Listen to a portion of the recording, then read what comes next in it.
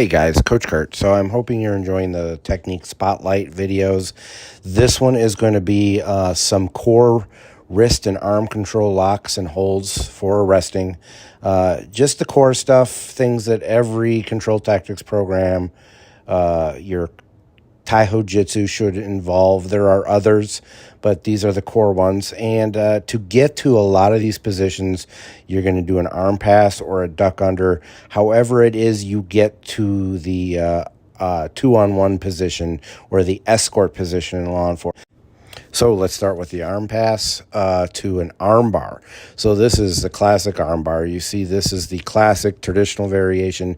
You see it in so many different systems of martial arts, Hapkido, Aikido, Jujitsu, Taijutsu, obviously. A lot of systems and styles have it.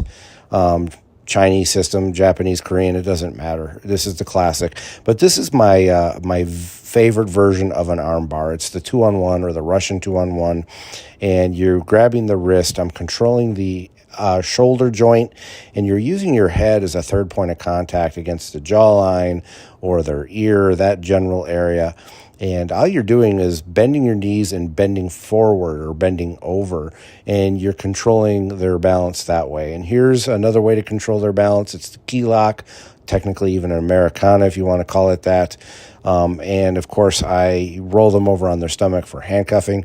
All this stuff is going to lead to handcuffing. That's the whole point of this. Again, so you're redirecting the face away, you're going up under the elbow, and you're turning it into a key lock or a shoulder lock. Kodagaish, the outward wrist lock. This is one of the bread and butter techniques you find in all Taijutsu and anything that has to do with control tactics. If you do it incorrectly, you can break the wrist. You can break the wrist even if you're trying to do it correctly. It depends on how bad they struggle against it. But that's true of all these techniques. This is Sankyo, or the twist lock. Guys, this is probably the one I've used the most in real-world situations. I used the twist lock or Sankyo on so many occasions in the last 27 years in law enforcement. I couldn't even tell you. It is a terrific technique. It works terrifically. And I wanted to showcase getting them over on their stomach for handcuffing.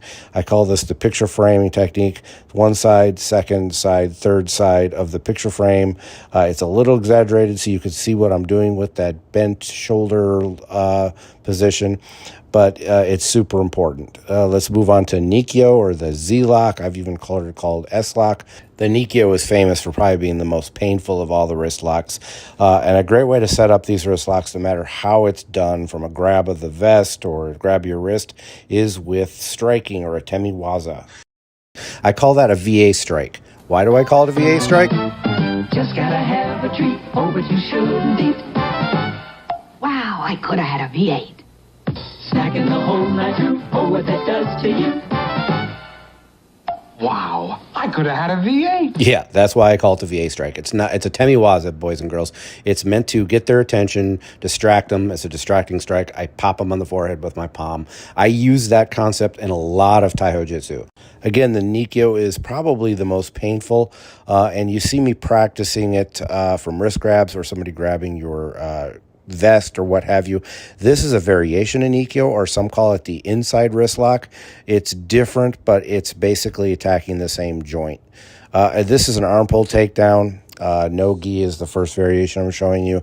I've shown this in another video, but I kind of classify it as part of the wrist and arm controls and takedowns as well. One of my favorite, have used it in the real world. It is a terrific way of getting somebody to the ground quick and easily, and in a what is called, reasonable way of doing it. Graham v. Connor is an objectively reasonable use of force, and this is a great way to do it. And it's great in the gi and no gi. Again, this is the no gi version. Not that much different in gi, except you're grabbing the sleeve. If it's wintertime or fall and they have a heavy coat on or a fleece, you can use this variation. Super effective way of doing it.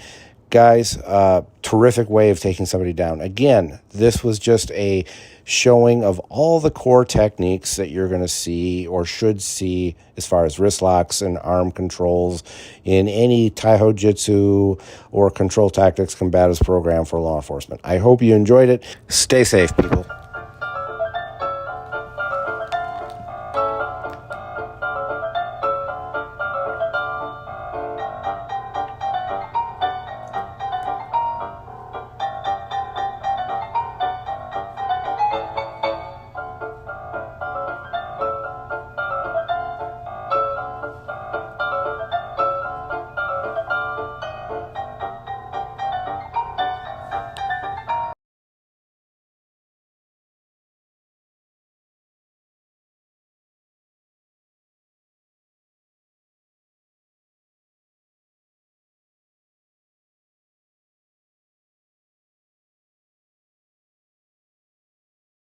let's roll.